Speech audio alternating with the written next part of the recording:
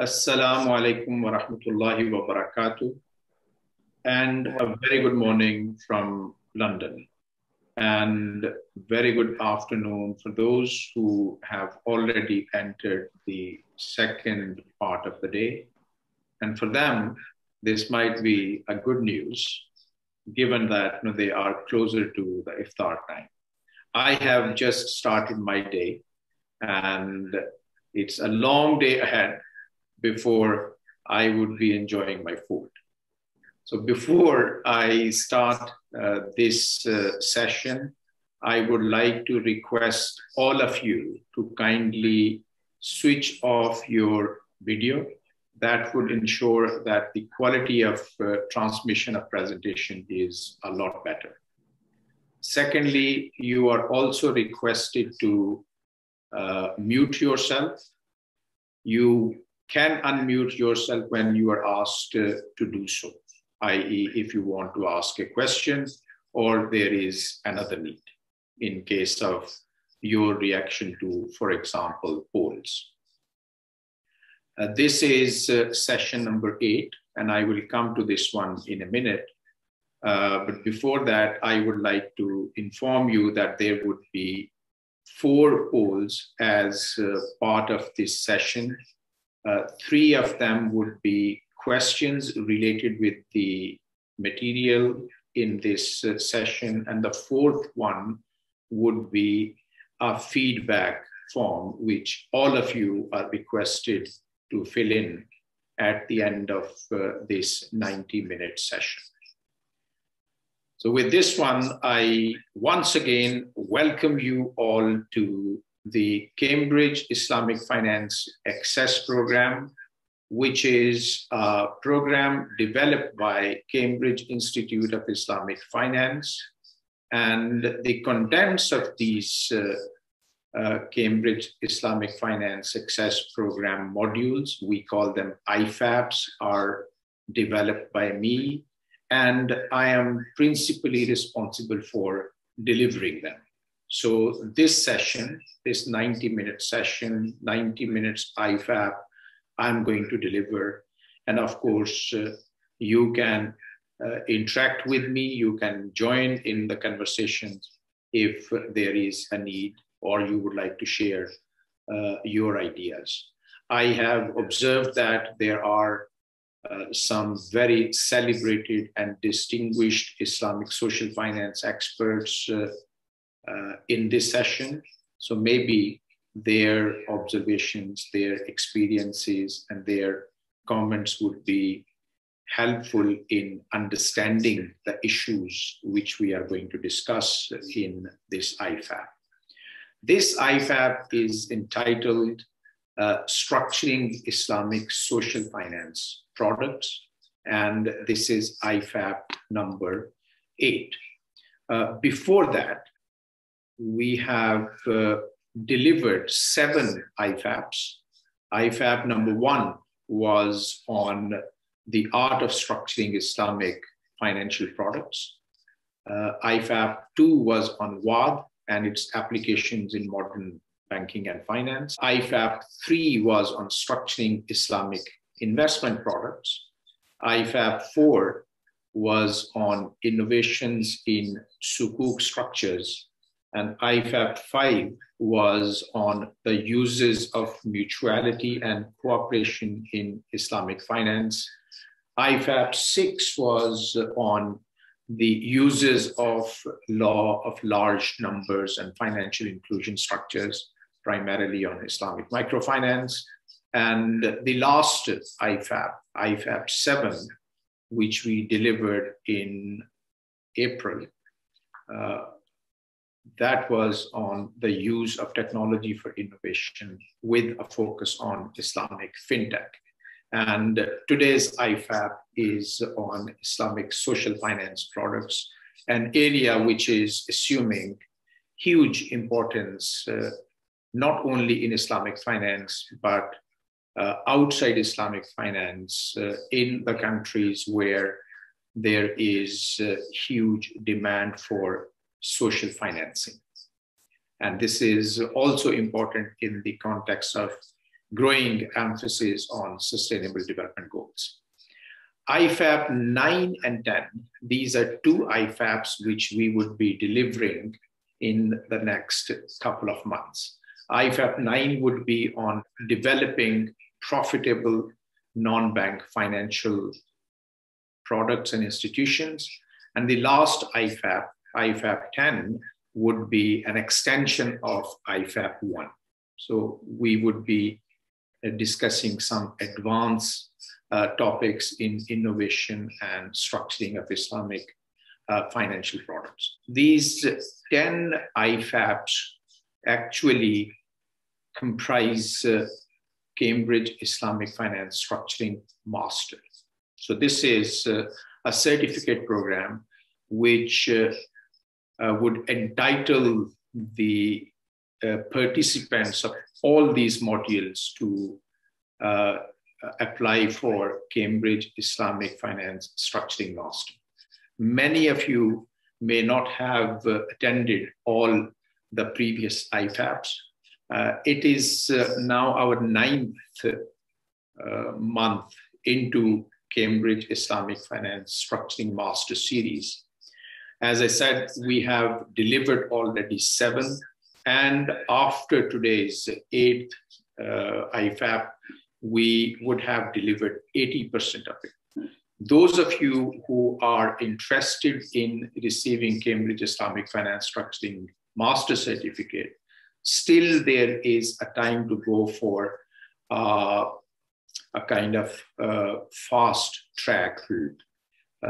If we have a sufficient number of people enrolling for the last 7 IFAPs, we might be able to organize these 7 IFAPs in a span of 7 to 10 days. So next, say for example, in May or in June, we deliver all these IFAPs, IFAP 1, 2, 3, 4, 5, on a daily basis or every second or third day, for you to have attended all the IFAPs, which means you would have to only attend another 2 IFAPs to qualify to receive Cambridge Islamic Finance Structuring Master Certificate.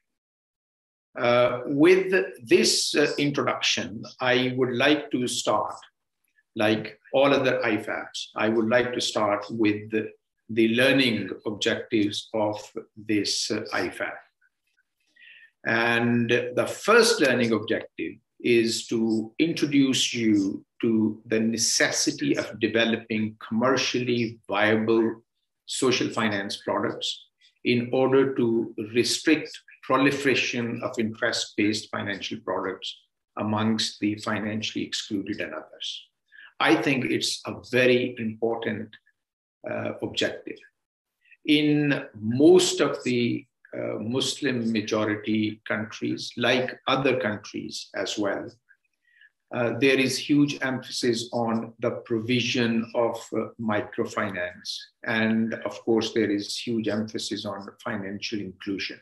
This financial inclusion means that the people in the rural areas, the people who have previously been excluded from having access to financial services, now they are being offered finance on an interest basis. So we have recently conducted a study which suggests that in a lot of Muslim countries, because of financial exclusion, introduction of Islamic banking and finance would not disrupt the system in a big way. So before microfinance brings a lot of people into financial net, it is an opportunity for the practitioners and advocates of Islamic finance to push for implementation of Islamic finance in their countries without disrupting the overall system in a big way. Again, this is a message we have given to at least one regulator in a country where we conducted this study. The second objective is to highlight the role of donations in an Islamic banking system. And of course, this is with reference to cash waqf and micro philanthropy. I have for last quite a few years, I thought it was just a couple of years, but when I went through this article I wrote some time back, I found out that actually it was written in 2013. So for the last 7-8 years, I have been advocating establishing Islamic banks, which should be based on the idea of receiving donations rather than them being deposit-taking institutions. So this is another objective of this module, to highlight the role of donations in Islamic banking and finance. And the third objective is to highlight some examples of best practices in Islamic social and Islamic social finance from different countries. So there is this social finance there. Okay. So these are 3 learning objectives, and always we have 3 corresponding learning outcomes as well. So by the end of this session, and of course, after you have done your own studies or readings, you should be able to understand that the process of Islamization of financial sector in a country is harder, more financially included the people are already therein. Okay, so this is the point I made just a while ago. And secondly, the participants are also expected to develop a fair understanding of Islamic social finance and what products should be developed to make Islamic banking and finance more relevant, especially in the post-COVID era. And those of you who are keener than others, you must have got the key takeaways to bring real reforms in Islamic banking and finance by developing a new range of Islamic social finance products or Islamic financial products. So these are 3 learning outcomes. And with this one, I would like to, as always, I would like to highlight 3 points. This module, like other 7 IFAPs we have delivered, and another 2 which we would be delivering afterwards. So this IFAP assumes that you have prior knowledge of Islamic banking and finance. Hence, we would not be explaining basic concepts like mudaraba, musharaka, murabha, ijara, salam, istisna, etc. Okay. And of course, I don't claim that in these 90 minutes, I'm going to come up with a comprehensive account of Islamic social finance. It's not possible. Actually, we launched this report, Global Islamic Finance Report 2020-21. Its major theme is Islamic social finance for this year. And those of you who would like to have a copy of this one, you can get it through admin, and then you can write to them. And the third point I would like to highlight is that this is a free program. We are a very small institution with very limited resources. Hence, we are not able to offer any assistance in terms of the provision of materials or any follow-up kind of question-answer thing. So there is we don't promise any entitlement at all other than attending this session for those who have paid the commitment fee of £10. Those of you who would like to have a certificate of attendance, this can be done by getting in touch with Cambridge Institute of Islamic Finance, which would be happy to issue a certificate against a fee. All right. So these are 3 points I wanted to highlight before going to the main theme of this IFAP, which is Islamic social finance. It's actually structuring Islamic social finance products. For the purpose of this IFAP, I would be referring to only 3 concepts through 3 tools or institutions for the purpose of defining Islamic social finance. There are a lot of other writings, articles, papers, and books, and even our own GIFR, which refers to a range of activities within Islamic social finance. For example, microfinance. Islamic microfinance is explicitly mentioned. Takaful operations as well.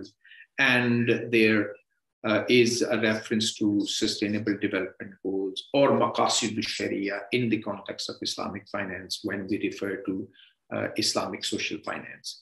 But here I would be referring to zakat. I would be also referring to qard hasan. And the third reference point would be waqf. I believe that any system of Islamic social finance which is based on these 3 tools, institutions, or concepts, whatever we want to call them, should be comprehensive as to provide solutions to those who are looking for this kind of solutions or those who are in need of this kind of solutions, socially relevant solutions, zakat, qard hasan, and waqf. Now, when we look at these 3 pillars, we find that zakat is actually in the nature of a grant. A zakat giver actually gives some amount to a zakat recipient, and this money doesn't come back to the zakat giver. So it's a one-way activity. It's a grant. Now, in case of grant, the grant maker doesn't expect this money to come back. A grant is made with certain objectives to be met, okay, or certain objectives to be in mind, okay. So zakat is a grant-like instrument. Qard hasan, on the other hand side, is in the nature of a benevolent loan. It's an interest-free loan. In one strict definition of qard hasan, it goes to the borrower from the lender, and the lender doesn't expect this to receive back.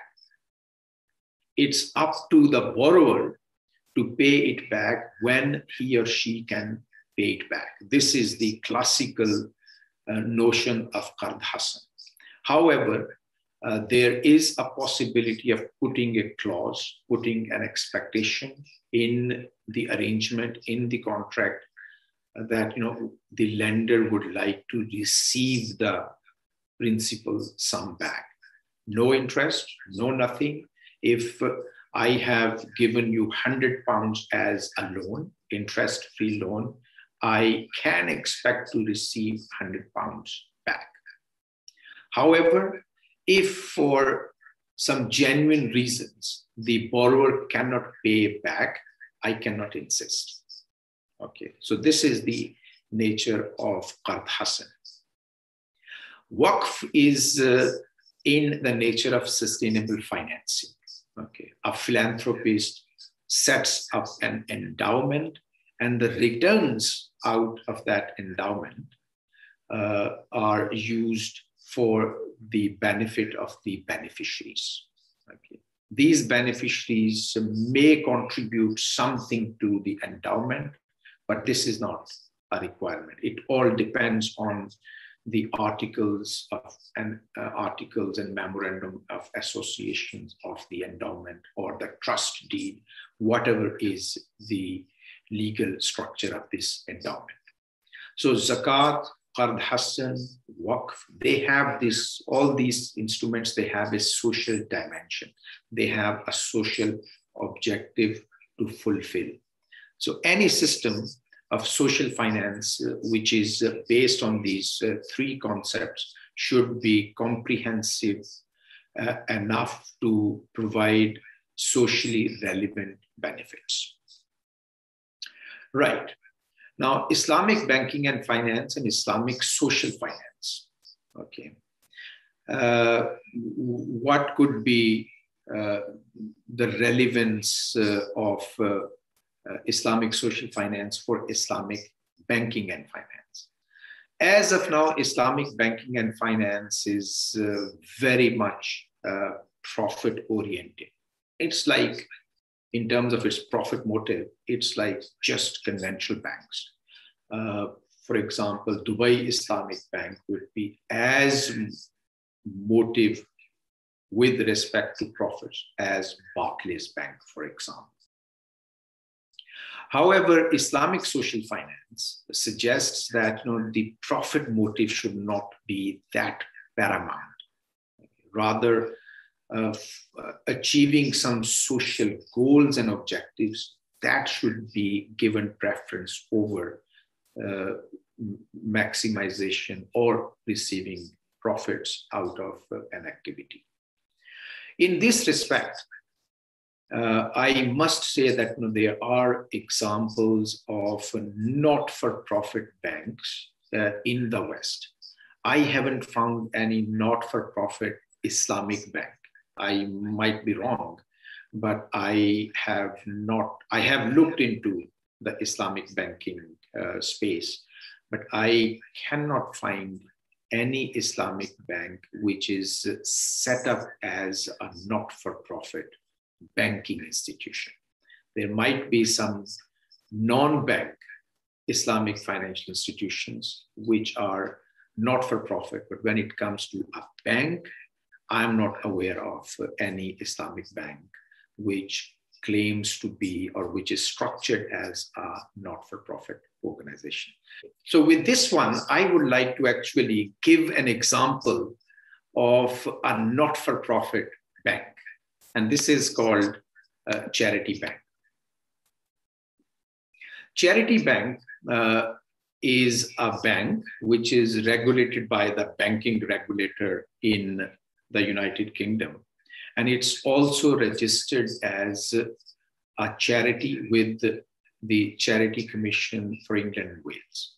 So I had the privilege of being one of the founding directors of Charity Bank when it started. When we launched this bank, Gordon Brown, he was the Prime Minister. And in our launch ceremony, he opened his personal account with Charity Bank as well. And since then, Charity Bank has actually developed itself, and it has become a very important social organization, socially oriented bank. It's a not-for-profit bank. And I would request you to, in your leisure time, to go to charitybank.org. It doesn't have any shareholders, okay, which means it doesn't distribute any profit. This offers socially sensitive financing to not to individuals, but to the charitable sector, to the charities, to NGOs. We call them NGOs in some parts of the world. So it's a wonderful idea, which can be adopted by Islamic banks as well. So when some people say that Islamic banks should be, or at least some of the Islamic banks should be not-for-profit, this is not an idea which is up in the heavens. No one has practiced it. This is something which has been in practice for some time. And Charity Bank is not the only bank. There are some other banks as well, which are, if not entirely profit-free, they are ethical banks. Triodos Bank, for example, which is a European bank. It has operations in 6, 7 countries, including in United Kingdom. It has very explicit social ESG objectives. Okay, and it provides financing in or with the reference to those objectives. I think, okay, this is something which Islamic banks can at least attempt to emulate. So let me go back to our PowerPoint presentation. So charity bank is one example which must be considered by Islamic banks if they want to bring some elements of not-for-profit organizations in their operations. In my view, I think this is the time that Islamic banks should start considering to restructure themselves as the institutions which should benefit only from fee-based income. So this would be an important step towards going to this not-for-profit kind of motive. And any income which is which may come under something like interest-like income, like murabaha. When we report activities of Islamic banks, we say, oh, then murabaha income, salam income, musharaka income, mudaraba income, etc. And in reality, okay, they are very similar to the interest income. Okay, it's not interest, okay, but for accounting purposes, this falls under the category of interest income. So Islamic banks should, or at least some of the Islamic banks, or a few new Islamic banks should be set up with a focus on earning only fee-based income. Okay, so that would be a step towards bringing social side of operations into Islamic banking. Let me explicate this point a bit. What do I mean by that? Okay. So basically, if there is an Islamic bank, okay, or Islamic social bank, whatever we want to call. By the way, Nasir Social Bank was a bank which was set up by the government of Egypt as a kind of replacement for the Midgamer Rural Finance Institution, which is deemed as the first formal experiment with Islamic finance in the modern world. When that institution, Midgamer institution, was shut down, the government of Gamal Abdel Nasser came up with Nasser Social Bank, which was an interest-free bank. It was a public sector bank. It is still a public sector bank. And because it's interest-free, this might be considered as a not-for-profit organization, a not-for-profit bank. In the beginning, I said I couldn't find an example. Now, when you start talking about it, so maybe, okay, Nasser Social Bank is one possible example of an Islamic bank being a not-for-profit. Although Nasser Social Bank, the government would not emphasize on the Islamicity of this bank. And many people might say that this is not even an Islamic bank. Okay. But given that this is an interest-free bank, this might be considered as one example of a not-for-profit Islamic bank. Now, fee-based income. So if there is a bank which receives money, okay, I would not like to call this money as deposits. I would like to call donations. Okay. So these donations could come from Zakat sector, from general charity, or from cash flows. Say this institution has got uh, donations worth $1 billion. Okay. Now, this institution should be deemed as just a manager of these donations. And the remuneration of this one should be in the form of a management fee. For example, 2% management fee, 2% of the AUM could be deemed as the management fee, plus a performance component, which could be, say, 20% of the excess of the surplus of the profit, if we want to use this word, above a threshold. Okay.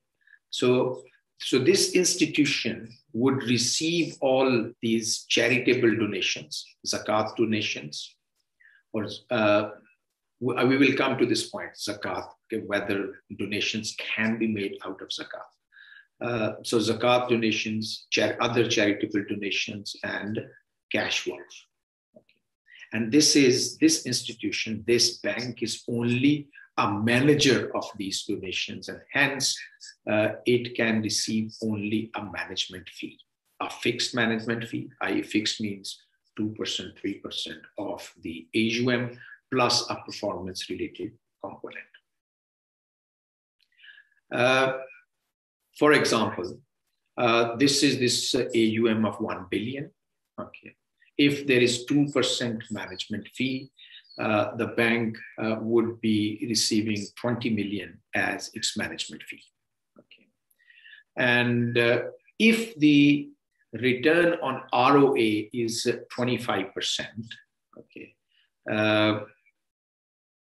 this would be 250 million in terms of money. So this is the return on these assets. And if the performance component was 20% of the amount over and above 20% profit threshold. So in that case, 20% of the 50 million, that would be the performance bonus of the bank. So in total, the management fee earned by the institution, by the bank, would be 30 million. Okay. Now, because this is a bank, okay, which is not for profit, okay, this 240 million, that could be retained for the defined charitable activities, or this could be distributed amongst the contributors, whatever is the arrangement. Okay, zakat bodies, other charitable organizations, waqf organizations, etc. Okay. Now, if this 220, now we call it 220 management structure. Okay, if this is the case, if on this AUM of 1 billion, the ROA was only 15%, i.e. 150 million, in that case, the bank would receive management fee of 20 million only, receiving no performance component, and hence, in that particular instance, the management fee would be 20 million. I'm going to check if anyone has asked. Our sister Nirma has asked, does charity bank work under regulated law for any banks in UK? Yes, it is actually regulated by the banking regulator. So it's a bank regulated. When it came into being, it was regulated by FSA, Financial Services Authority, and it was regulated as a charity by Charity Commission of England and Wales as well. So it's a proper regulated bank. It's not just a charity. So it's not only a charity, it's not only a bank. Okay. This bank faces regulation from two regulators, banking regulator and charity regulator. Right. Okay. So this is what I mean by, fee-based income. The bank is actually getting the management fee only.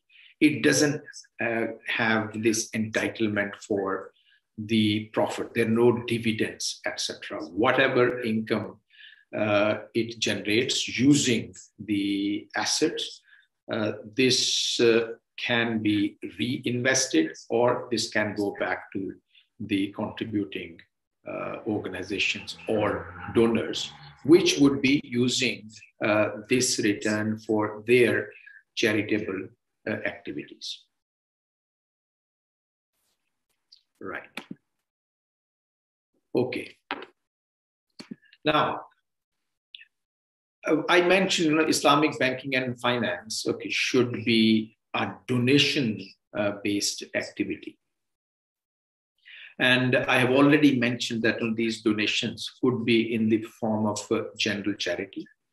They could come in the form of waqf, cash work, or incentivized donations through raffles and lotteries. Now, you have started disliking me for suggesting the use of lotteries and raffles in the context of Islamic finance.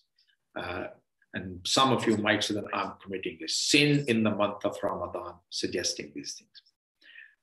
So I would like to ask, can we structure charity-inducing donations based on lotteries? Lotteries can be used to induce charity.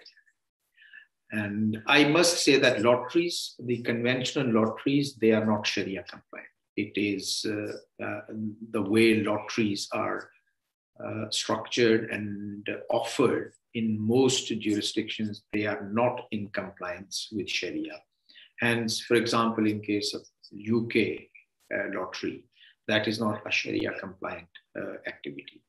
However, lotteries can be structured in such a way that they fulfill Sharia requirements, and we would like to see how. So we can come up with a donation-based lottery. Okay. Donation-based lottery means, basically we would like to raise charity. This is the month of Ramadan, and a lot of charitable organizations on TVs, online, etc., they are collecting charity for a number of purposes. So, n individuals, say 1 million or 500,000 or 2 million individuals, okay, they contribute to a pool. So, for example, $10 million are collected from the donors, okay. And a draw is then arranged, organized, and based on the outcome of that draw, certain winners are announced, and those winners receive some prizes. For example, if this 10 million is the collection, the organizers of this charity may announce the first bumper prize of 1 million, okay, for someone who is lucky as to get himself or herself picked up by a stochastic process, by a draw, by a machine or whatever. And there could be some other winners who can receive smaller prizes like 100,000, 10,000, 5,000, 1,000, 100, so different prices. Now, if the prizes, if the prizes come from this pooled money, then this is not Sharia compliant. Then this would be deemed as gambling. Okay. However, if the prizes actually come from an independent prize fund, okay, so there is a body, it says, I like this charitable activity. I would like to promote collection of charity by way of giving prizes to some of the people, to give them incentives. So this independent price funder, this is a requirement of Sharia for this to be a Sharia compliant activity. And we can, because this is a session on structuring, how can we make this structure as something which offers incentives to all the parties?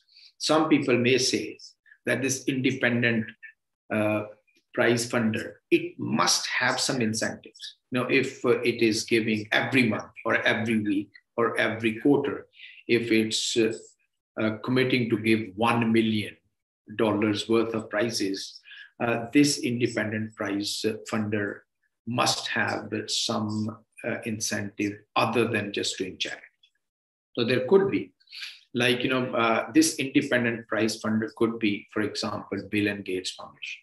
So they say, all right, if this is going to help you to generate millions of dollars from individuals, because we have budget, we want to promote this kind of charitable activity, we would offer $1 million worth of prize every month, which means our annual commitment is only 12 million. Okay, but if commitment of 12 million by Melinda and Bill Gates Foundation helps this organization to raise 10 into 12, $120 million.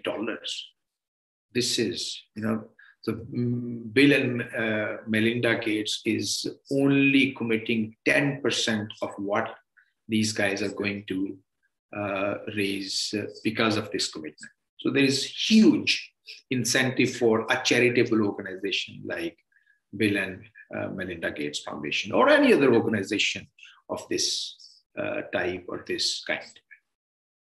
However, we might not be able to find a benevolent foundation like Bill and Melinda Gates Foundation. So we might find some incentives for the organizations or individuals to fund the prizes. Let's see. Okay, this could be in the form of an investment management contract between the lottery organizers and the independent prize funder. Now, this investment management, we are collecting this money, 10 million on a weekly basis or on a monthly basis, whatever be the frequency. And we would like you to manage this money for us so that the returns coming out of this could be used for some defined activities. I could see there are some comments. What about the Maisar of Zakah or charity? A person who has donated the amount for a charitable purpose most likely will not like to receive a prize. Okay. Will the prizes be given to donors into the fund itself? Okay. The first one, look, in Faiz Nasir, he asked the first question. A person who has donated the amount, okay, for a charitable purpose, most likely will not like to receive a prize. I don't know. Okay, people, they are different people. Okay, I would say it is likely not to receive a prize. If someone doesn't want to receive the prize, that's okay. Okay, but there are, we have done. I was part of a big project, which was actually something similar to this one.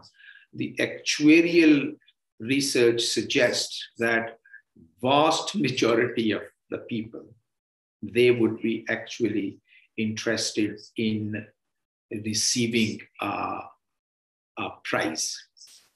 Okay, because they say, well, we would like to contribute to this thing, which is very positive, which is something we would like to support, but without adversely affecting that activity. If I can benefit from this one as well, why not? Okay. Now, the other one was, will the prizes be given to donors into the fund itself? I am not, they could be, you know, in most cases, they would be the cash prizes. And they could be in the form of some, they could be in the form of some assets as well, like giving some homes, okay, or some equipment like iPads, etc. So the prizes could be in any form. All right, okay. So this independent prize funder, okay, may have a contract, investment management contract with the lottery organizer. And for this to work, okay, for this incentive to be a sufficient incentive, it should be a long-term investment management contract. For example, a 30-year contract, okay. And again, I'm saying with a 220 structure or 210 structure, 2% of the AUM and 20 or 10% of as the performance bonus.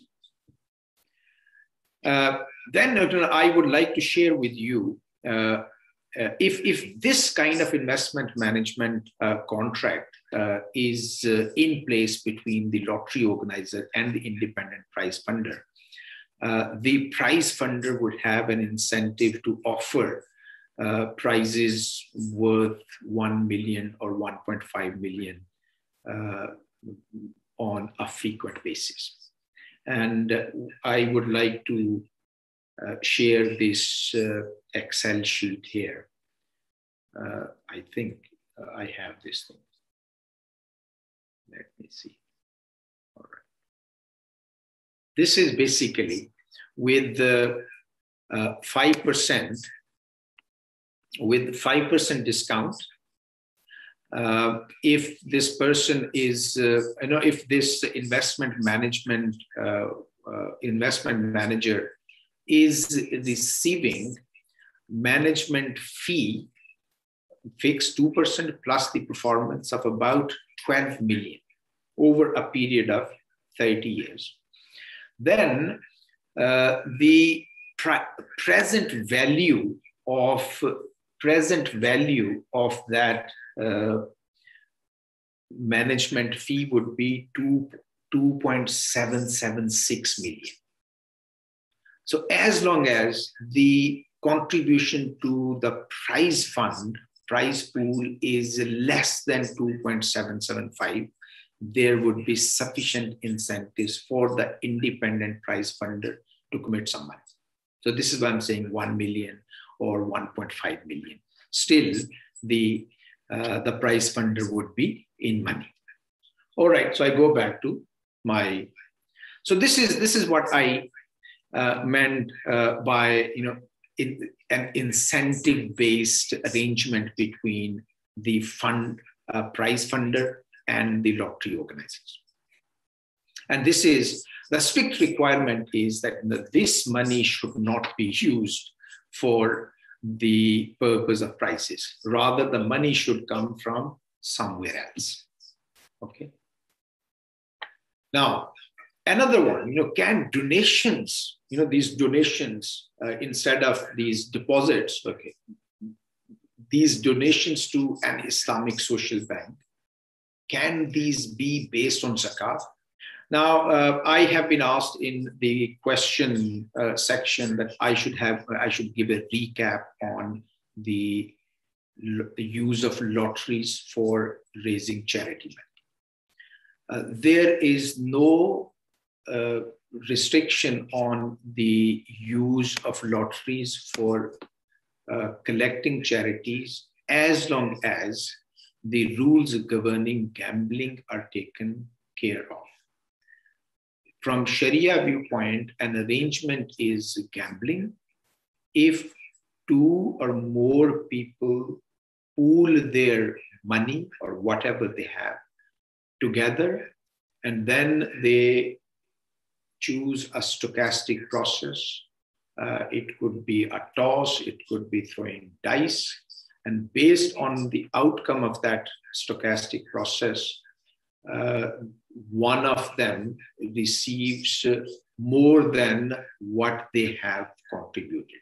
And that receipt of the money, more money, that comes from that pool. It doesn't come from somewhere else. If we want to, or if anyone would like to use lotteries, they have to make sure that the prizes should come from an independent party, from their own resources, from their own money. If that is the case, this would be a Sharia-compliant prize giving. Prizes can be given to people to incentivize them. Prizes can be given in sports, for example. The other day, we had our Cambridge Islamic Banking Master quiz program, and there was a question.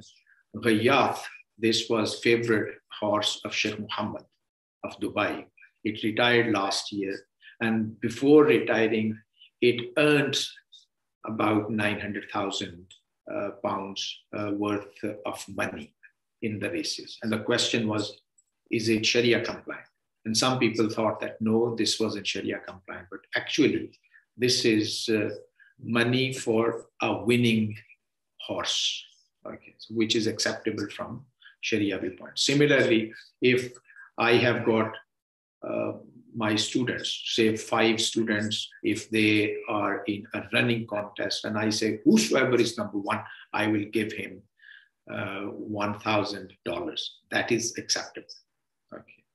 So the lotteries can be used for inducing charity. And the second question was, can donations be based on zakat? And you have overwhelmingly said that, yes, this is possible. And I will give a quick example. It's already nearly 10 o'clock, so I will have to go to the next scale. Zakat-linked donations. In this example, I'm using an innovative concept, which is a bit controversial, but I think it's always good to come up with some controversial solutions to invite innovation, to invite innovative thinking. There is a billionaire, and that billionaire has got $1 billion in zakatable assets. Now, interestingly, for this, normally, we have our zakat obligations in thousands or in hundreds of pounds, right?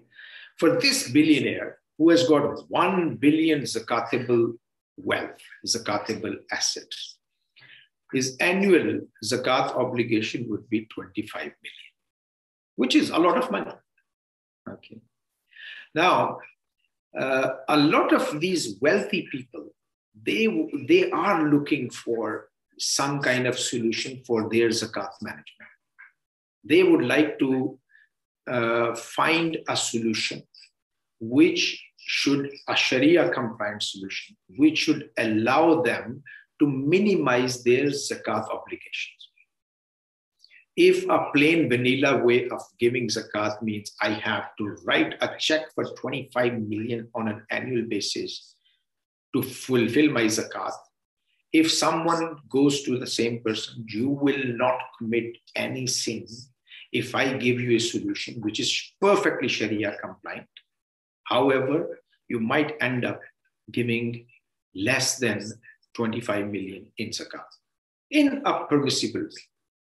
So a financial product like this should have a good value proposition for this billionaire. Okay. Now, one solution is based on what I call the principle of accelerated payment of zakat. What does this mean? This means that, the zakat for future obligations could be paid now. So if, for example, for next 10 years, my zakat obligation is $20,000 over a period of 10 years. If I pay my zakat now, that 20,000, then there might be a solution for me to minimize my overall life cycle zakat obligations. So basically, what I am saying that if it is possible to accelerate zakat payment, and by the way, when I say there is a controversy, some scholars they do not permit this one. Okay, but there are other scholars they say this is acceptable, subject to certain conditions. And I would not go into those details. Basically, they are saying that if someone pays zakat in advance, and this should be revised on an annual basis. If his income, his wealth has increased significantly in future, so that his zakat obligation is more than what he paid, then he should be topping it up. Okay. So this is one condition, but there are some other minor conditions as well. However, this is possible to accelerate zakat payment. And if this is the case, I would like you to look into this example.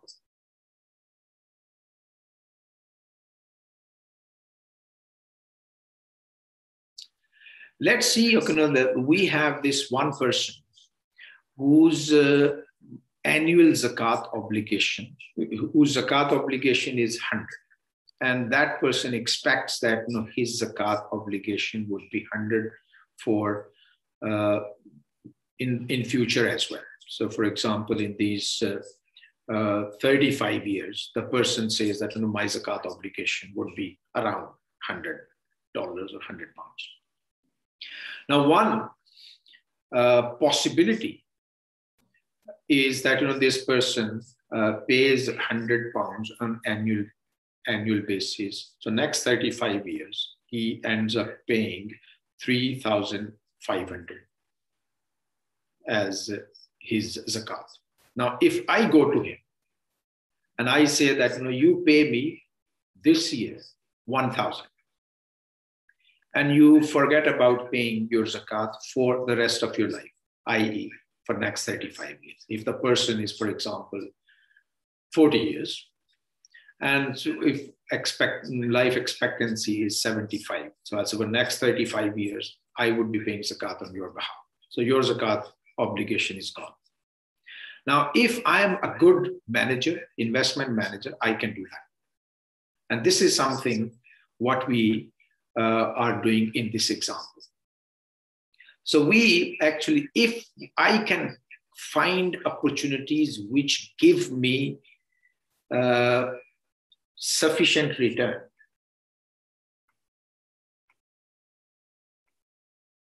I am assuming rate of return is 25%. And you guys, okay, some of you might say, oh, 25% is a huge rate of return. This is a very strong assumption. But for the time being, accept it, okay? If the rate of return is 25%, then after receiving 1,000 from this person A, first year, of course, I pay 100. I'm left with 900. I invest that 900, and the total zakat is total money in investment pool is 1,125. Of course, I'm not doing this for free. I'm a professional fund manager. I'm a professional investment manager. I get my management fee of 22.5, and I get my performance bonus of 10% over and above 20% rate of return. So I get £90 or $90 in performance as well. So my total management fee is 112. And if this assumption holds, okay, then actually I not only pay zakat on behalf of this person, actually I make some money for that person as well. According to this assumption, this person who accelerated his zakat by 10 times, his zakat obligation was 100. he gave me $1,000. At the age of 35, I would be giving him some cash as well. Okay. Now, this all depends on how much is invested. If it is, say, 500, you might find that, no, this would not work. Okay. If this is 10%, this wouldn't work. And of course, you have to be prudent in management fee as well. In this example, if the performance bonus is 20%, this wouldn't work. So you have to come up with a formula like this one, 210 management fee, 10 times of the current zakat obligation should be invested, then this works. Okay. So this is an example of acceleration, principle of acceleration of zakat working. Now, Islamic banks, okay, they should actually offer this kind of products. They can, and this is what I said in the beginning. This would be a good fee-based product. And those who are into zakat management, they can actually look into this kind of incentive-based arrangements, whereby people are not only managing their zakat obligations, but they are actually potentially receiving some benefits out of their investments as well, depending on how you do it. In some cases, a person says, a rich person, I use this example of 100. 100 could be 100,000 as well. It could be 100 million as well. The example I gave of this billionaire, if we ask that person, you create an endowment of 100 million today, you go away, we will pay zakat on your behalf. A billionaire setting up an endowment of 100 million and getting this incentive that, you know, well, for the rest of your life, forget about paying your zakat. Now, those Sharia scholars who object to the principle of acceleration of zakat, I must request them to look into this kind of acceleration with sympathy. We happen to be very sympathetic towards tabarruk. We happen to be very sympathetic towards bay'al-ina and similar kind of arrangements. I think in the context of Islamic social finance, our jurists, our fuqaha should be more lenient towards principles like acceleration of zakat payments. Okay. If that is accepted, then this is a wonderful application of an innovative idea in the context of zakat. Right? So this will not only bring zakat money into fund management, but of course, okay, this would give rise to a new sophisticated zakat/investment management activity within Islamic banking and finance. Islamic banks, they are very plain vanilla kind of banks. They do exactly what the conventional banks are doing, deposits. If one bank today decides that, no, we are not going for deposits, rather, we are going to be a donation-based bank, I can tell you, they would be earning big millions of dollars as their management fee. Okay.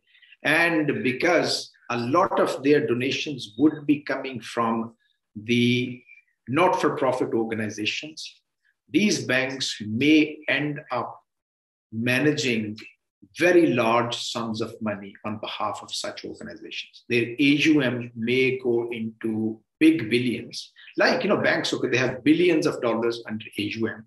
If they go for this donation-based model, they would have billions of dollars under management as well. Right. Let me ask. Okay.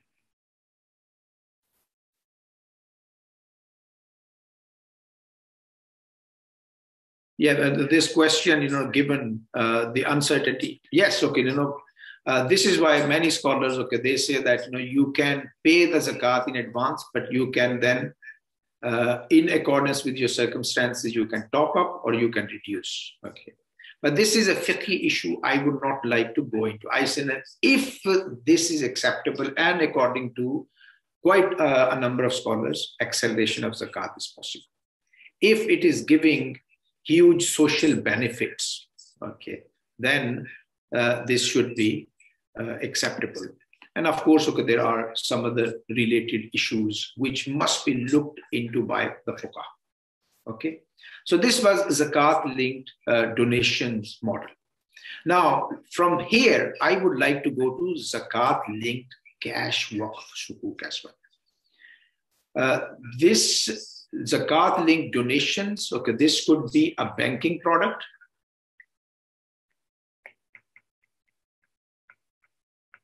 And this one, zakat-linked cash waqf sukuk, this could be a capital market product. Okay, and I am suggesting that this could be a global product for the OIC bloc, for example. Now, the total Muslim population, there are different estimates. The conservative one would say there are about 1.7 billion Muslims. If you go to muslimpopulation.org, okay, they would say it's more than 2 billion. So a total global Muslim population of 1.7 billion to 2 billion. If out of this one, 100 million people are brought into this play, this should give us very interesting business. Now, 100 million in this era of technology, it should be possible. Okay, you have to think big. And now, because of the payment protocols, because of this transaction improvements in transaction banking, etc., 100 million people playing this game or investing into or donating into this zakat-linked cash waqf sukuk. This should work. So 100 million. Now, this is on a retail level, right? So each player pays $1 per week. So out of your zakat obligations of, say 10, 1,000, 10,000, you just give small. The point I'm trying to small amount of money. Okay, maybe 10% of your zakat obligations or whatever put into this one. Or if we have this analogy of Imam Shafi, 1/8, okay, you can put into one head. So 1/8 of your zakat obligations, if you put into this product, this would be a very interesting proposition. This means each player, okay, plays by $1 per week. This means 100 million weekly collection. This means 400 to 500 million.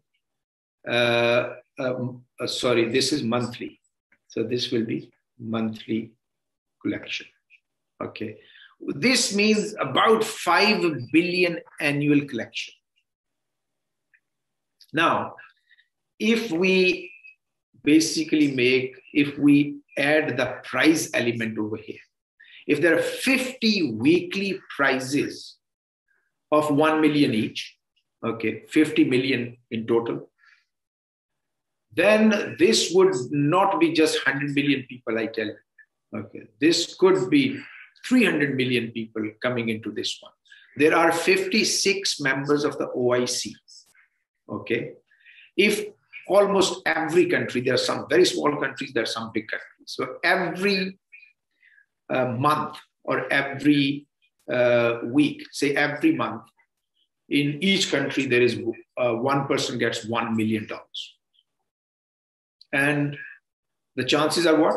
You contribute only $1 on a daily basis, which means $30. And this is coming from your zakat obligations. Okay. Now, what happens then? Okay. It basically,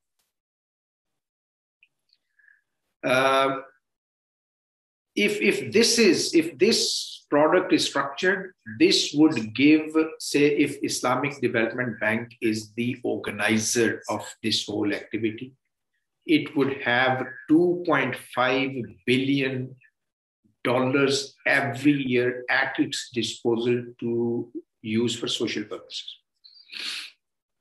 You know, it actually came up with this 4 billion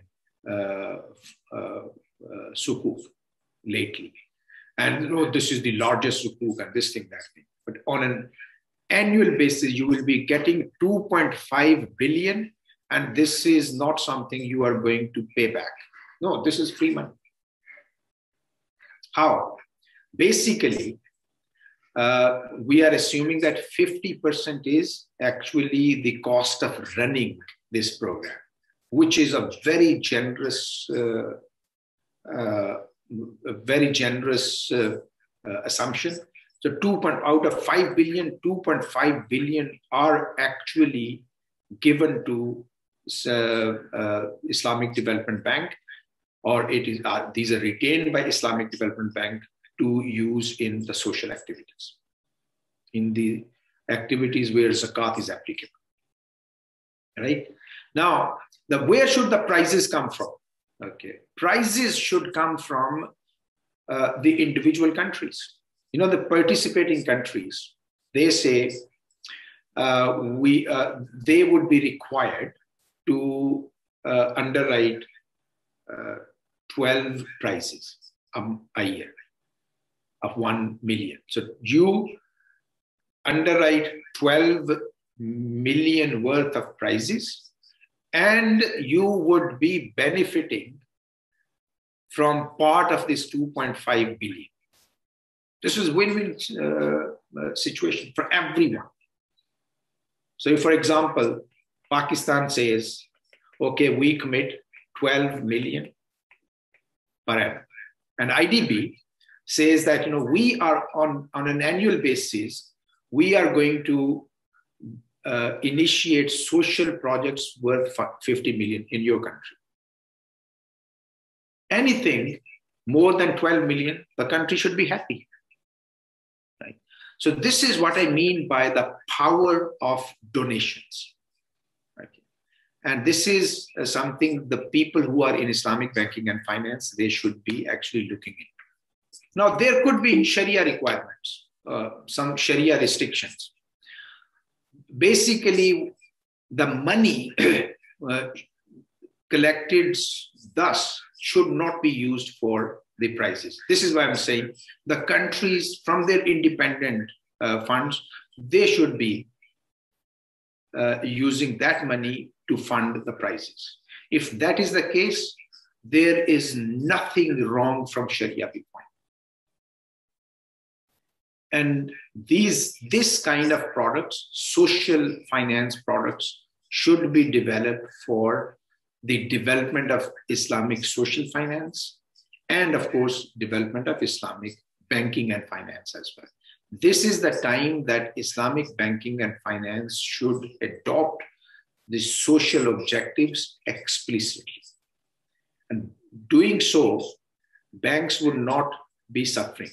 You know, 10 years back, people like me would say that Islamic banks should have a social objective, and people would say that we are not charitable organizations. I'm not saying that you should be charitable organizations only. Okay. Or even if you become charitable organizations, you will be earning as much as you're earning now, if not more.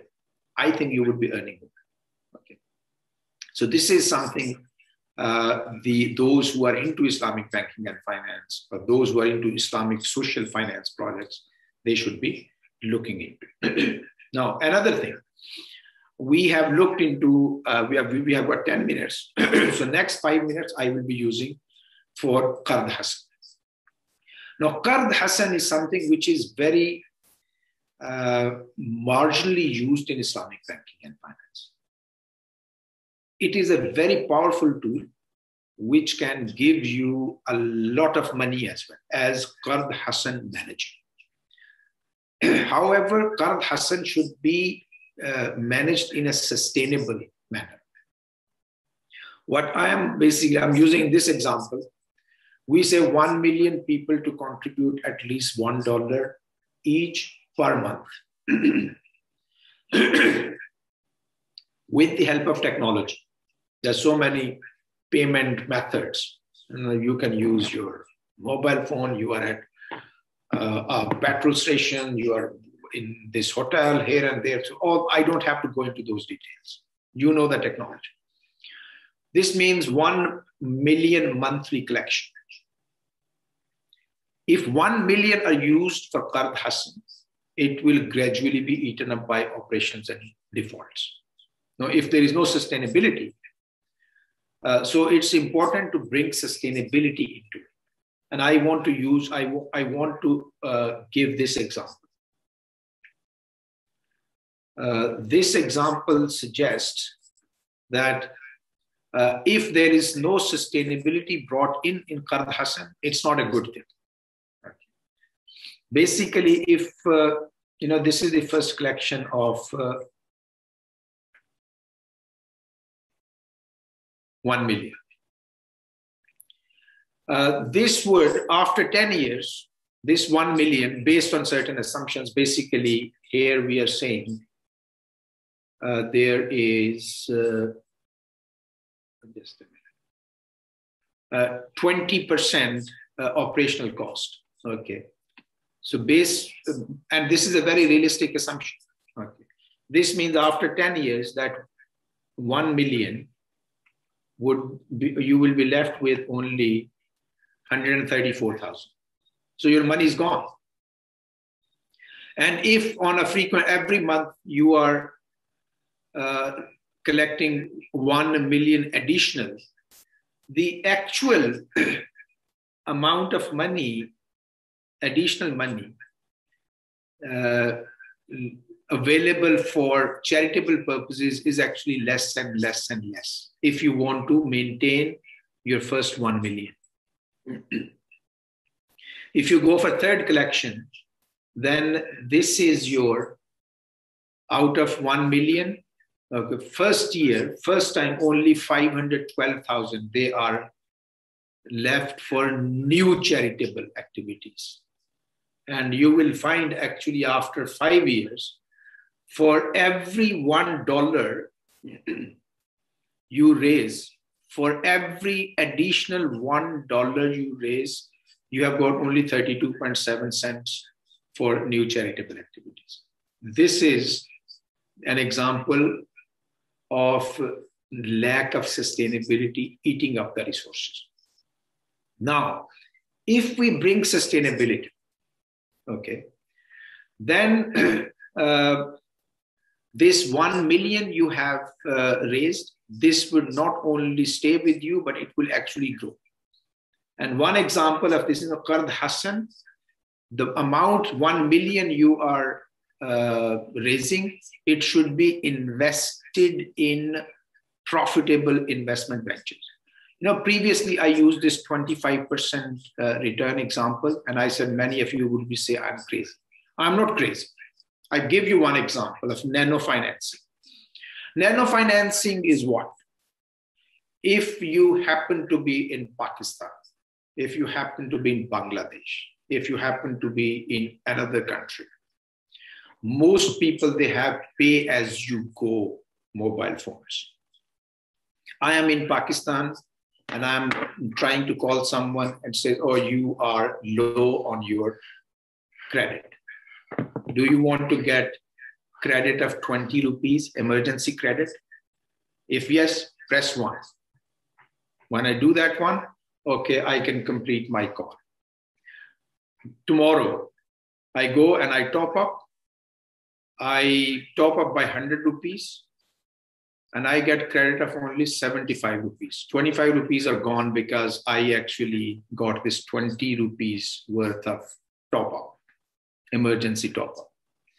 So for 1 day, I am paying 5 rupees. Even say if it's not 1 day, if it's 1 week, you know what is the rate of return on this kind of nano financing? 1,325%, which means if I invest my $1 million in nano financing today, by the end of the year, my 1 million would be 13.25 million. You have to be innovative in Islamic social finance. You use murabaha or whatever for auto top-up. There are so many other activities in which you can invest profitably. That would bring the required sustainability in Qard Hasan. This would bring the required sustainability in all Islamic social finance products, in Qard Hasan, in Zakat, in Waqf as well. And this is my message to those who are into Islamic banking and finance, especially those who are into Islamic social finance, to think innovatively.